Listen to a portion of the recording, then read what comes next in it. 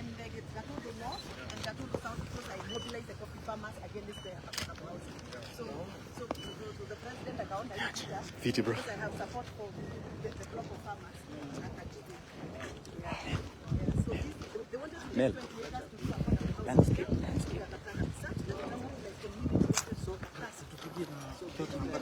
housing.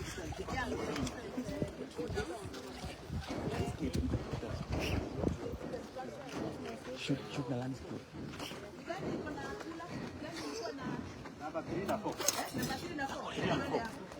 Because I wanted them to see the ones that have the cooling facility for avocado. So we are trying to entrench ourselves into cooperative society so that we can now go to So one of the things Murango was telling me was about many counties. Actually, I think he gave the example of his own county. That they will build go down like this, but they don't equip it. They don't equip it. That these two guys are really close. And then there is this proposal that the farmers cannot sell avocado directly. Yes, there's a lot they're trying to push. We are opposing. Yeah, we are resisting because if you tell us that all our grade 1 and grade 2 fruits like avocado must be processed to oil, the process, the value chain is longer. So the farmers will be waiting for their money for over a year. And every crop that pays farmers money fails. You see? What Murango was saying, they do that and then they introduce these cartels. That they are only like one of the people who sell this fruit. Yes, They are the ones who are monopoly. processing the oil. It will be a monopoly. So alisema yeye in his view. Yes, we should go to me some more issues. In his view, those farmers were kama hii cooperative ipatiwe export license ya avocado direct kwa wale wanakula kwa kamoli huko. So number 3 and 4 is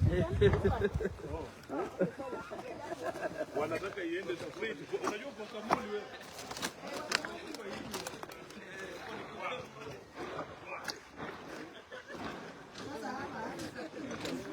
Hapo hiyo kiatu yako itakuangusha. Kwa nini mnatolea viatu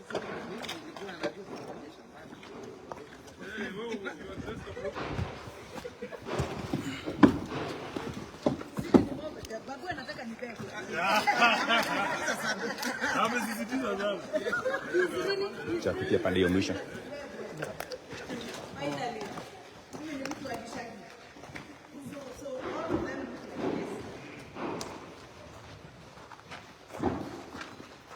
The one they launched in Bungoma, right across from my mother's house, they made a lot of noise during the launch. So the cooling facility is supposed to be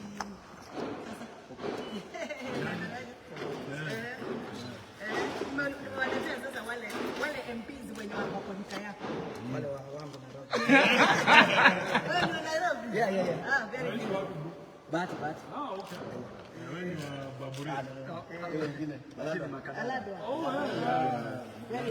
Tumetembea hapa tunataka tu kuona progress ya park house yetu because today we are doing some activity ya avocado farmers in the stadium. So I wanted these leaders to appreciate when we say we want to empower farmers. What does empowerment mean? Ni kuwajengea kitu kama hii, unawekea machines hapa. So these facilities are supposed to have a cooling like this, isn't it? One of them is this one. Yeah, this one. This is the go down in the middle of the cold rooms. Yeah, we're going to be partitioned to have some cold rooms. We have to go down for cold rooms. And the other 6 go down have aggregation, sorting out, and the packaging. Yeah. So hapa ni cooling means avocados have to be packed in a place where there is cooling facilities. So what does sorting entail? Sort of doing the grading. So you have how many grades? You have 6. 6 go down from grading. No, the grades of avocado. Tunakuanga grade 4 grades. The first 3 grades are for export. The last grade is one we use for recycle to make oil. You can make lotions, whatever it is. So what does a grade 4 avocado look like? You know you're talking to people who grade 4 avocado ni ile ambayo haiwezi enda soko kwa sababu either imeover ripe or it is immature when it's coming from the so inside the that is needed, the material that is needed inside, it is either fiber-like or fibrous, and the seed inside is, when it ripens, it develops another coat on top that spoils the fruit. So the reason why we are saying we cannot allow the government to monopolize making of oil for all avocados produced in Kenya is because if we go that direction, which is good actually because it is value addition, but it will elongate the value chain of avocado. Farmers will become impatient with their money. That is number one. Number two, export quality is very expensive to grow because you have to improve the quality, the size of the fruit, and the quality of the fruit. So farmers have invested already for the export quality for the next 5 years. So now when you change the law and say, let us process the oil, huyu mwenye alikuwa invest for export, si atatomeka. Yeah, so this should be something that should be pre-planned for a longer time. Prepare the farmers that going forward, just grow avocado for oil. Sasa sitaweka dawa, sitaweka mbolea, sitatununua ile quality ya Hass na Fuete. I can plant any variety. Cooperatives, Sorry? farmers wanauza Yes, wanauza kwa corporate. The cooperatives ndio wanatafuta soko. So what you're trying to do in Gathoni, we have been having a lot of farmers, but they have been selling directly to the brokers. So broker kigonga geti yako sitamuzie kile anataka. So they have been exploiting our farmers kabisa. I had gone for Muranga for benchmarking with my farmers on Wednesday, on Monday this week. And what we normally sell here at 30 bob, Muranga they're selling at 160 shillings. Here we sell at 30 bob to the broker. But when you put them together, a kilo. Here we sell at 30 bob. But in Muranga they're selling at 160. Because they have bargaining power, because they have taken their farmers through what I'm talking about, capacity building, giving the farmers the right variety of the avocado to plant, and taking them through the steps towards harvesting. Lakini hapa kwa sababu hatuna society, mkulima anafanya ile anataka. Broker na yeye anakuja, anatake advantage. So far kuna any factory yenye inafanya processing hapa Kiambu? No, Kiambu we don't have, but in Muranga we have two that are doing processing. They are processing oil. So here, I am trying to negotiate with the county government to see. Kiambu ni private. Private or government? Ni private, not any private. Yeah, it's all private, Yeah, so what have you agreed in terms of infrastructure? Because like access to this place is a bit tough in terms of the road infrastructure. We are coming with the power station. Yeah, we are going to go up a transformer. Yeah. But right now we have a power on site, but it's just a single phase. Water? Water we are going to do a bore. Okay. Yeah. Roads? Road we were planning to do a road here. What they are planning across here to be a shortcut. But right now we are going to tarmac the marathon which you have used right now up to the. So who's doing that? National government. National government. It's already allocated. Yeah. It was actually part of this project. The water, actually, we are supposed to do a power station here, because the power station that we have cannot sustain this. It is in Nyaga, so we are going to do. That was the original plan. We are supposed to have a power station for this aviation center. So basically, this is what Kiambu people wanted, especially the farming sub-counties. We have 6 sub-counties that are in farming in Kiambu County. We have Githunguri, we have Lari, we have Gatundu South, Gatundu North, Limuru, and there's one, I forgot the other one, but we normally 6. So the other constituencies, Roiro, Juja, Kabet, Thika, they are urban. So urban, they can do affordable housing. Lakini huku kwetu, hata kama tunataka affordable housing, Kikuyu is a bit modern. Yeah, we call it. So what is the sort of like timelines in terms of the completion process, and are you happy with the pace at which? Say you are supposed to have finished. Actually, what Madam Pimto is saying, we are supposed to finish at April of this year. But due to some circumstances, we haven't finished. Example, because of the topography of the area, we had to do a maximum a deep of 3.5 meters excavation deep. So that we can. What soil is there? No, it's red soil, but it was having stability. No, those are not stability. It was having like this, and we needed to level the land. When we go at that point, the backfill is more than 12 meters high at that point. So we had to do a lot of work. That's why we haven't stabilized that area. We're going to do some gabions so that we can stabilize the section, so that the vehicle can access that section. Yeah. Okay. So basically, they are behind the time that we were supposed to have finished this project. Of course, we understand national government has been slow in funding, and the county has also let us down because they were supposed also to put their money in so that they can also prepare us to look for partners. I already have partners who wanted to come and bring machinery into the avocado aggregation. Wow. I have two partners, one from Lebanon and the other one from Jordan. They have already done their feasibility studies and they were very comfortable to come and support me as Githunguri Member of Parliament to support my farmers. But unfortunately, the timelines that these people had given against what we had given the donors, it's like it's lapsing. So we might lose the opportunity, unfortunately. So because there was a ban that was supposed to take effect in July, how do you think it would have affected this project, or do you think it was political? Because for me, because I did avocado business, and then I realized that ban was getting... No, bans keep coming. You know, we have these things called Europe Gap, which limits our fruits and our crops to the European market. We have these frequent bans that happen, and I think what we do is just align ourselves with the requirement of the market, because at the end of the day, it is us who need the market. Correct. So at the end of the day, if the off-takers say they don't want this pesticide, they don't want this herbicide, it is us to comply. So those bans keeps coming. It's not the first time they've done the ban.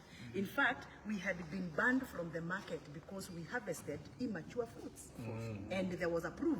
So that is why I'm actually putting my farmers together so that they can be educated on how to harvest, so that they don't harvest immature fruits again and mess our market. By the way, I don't know whether you know, Kenya is leading in avocado exportation. And we cannot now run away from where we are leading because we want to start processing oil. So I don't know who is advising the president and the ministry that now, because oil has more money than the fresh fruit, we migrate from the fresh fruit to the oil, and we are the leading. Rwanda, Uganda and other countries are struggling to be Kenya, because we've already achieved the quality that is needed internationally. Why would we run away from what we have? So my proposal is the government needs to promote farmers who are already producing fruits for export. Capacity build them so that they don't harvest immature fruits again, and ban the pesticides and herbicides that are messing our market. Then along the way, what we call the post-harvest loss. Ile matunda ambayo haiwezi ingia kwa soko internationally, hiyo tufinye mafuta. So we are looking for President Ruto and his government to come here and install a machine for pressing oil for the waste of the export quality. Yeah, there was another concern Your that empowerment is the other farmers for the other crops also receive subsidies from government, like fertilizer and so on and so forth, for at least for coffee and tea. Do your farmers also receive input from national government? None. Well, what we do is sometimes the governor, hoping that I assume that probably he's the one who normally receives the subsidies on behalf of the farmer. The governor, whenever he comes for his siasa, he lines up farmers and gives them seedlings, avocado seedlings, once in a while.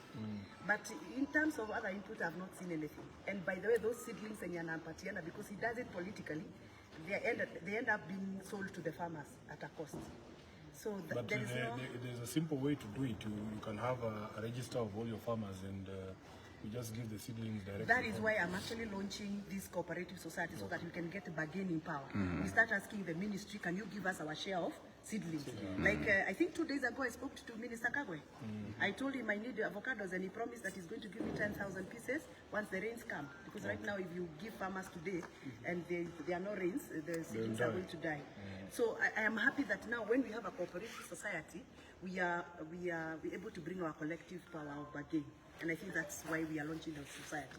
Plus now, how do you bring even 10,000 farmers to aggregate their crop here if they are not one? Here, it can't work. So we have to put the cooperative society together. My only challenge with the government is that they have no single resources that is channeled towards helping farmers to come up with entities like cooperative society. So for a long time, the farmers wanted the cooperative societies. But who is going to fund them? Do the farmers have the money? So somebody has to come in. That is what I've done. So I've spent my own resources as a member of parliament, and you all know CDF has no money to help in such entities, in such activities. So it's my own resources and my friends. Actually, for you, the expert responsible for cooperatives is from ODM. We will ask him those things. When it comes to the no, it is first you have to have this meeting.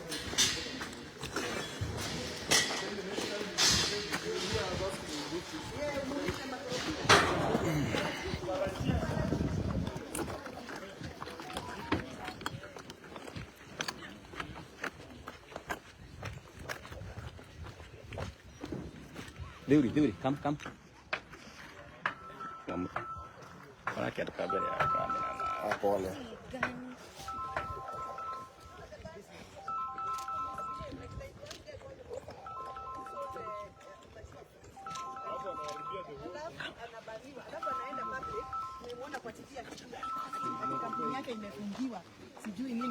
But the other ones were messy. They sell immature fruit. They sell crops that have residues, you know, what we call the minimum residue levels. Yeah, for the fertilizer. For the chemicals they use. So if your minimum residue levels are high, your crop is going to be reverted back. Yeah. Habari ya Jobo?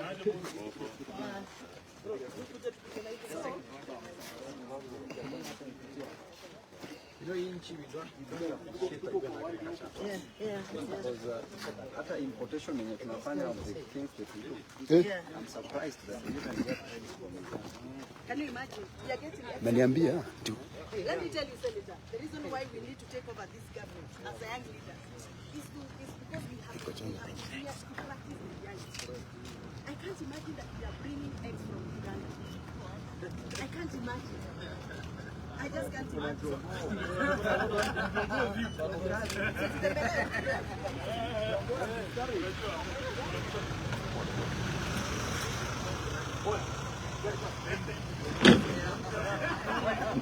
I've done. What was required to be done.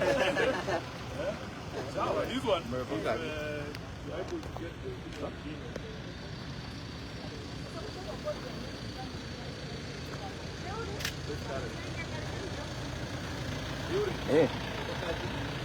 Ambia nani? Hiyo alikuwa tu wengine na Brian ni gani? Mko watu wangapi ndani? Kidogo. Kuja kwa nini chukua.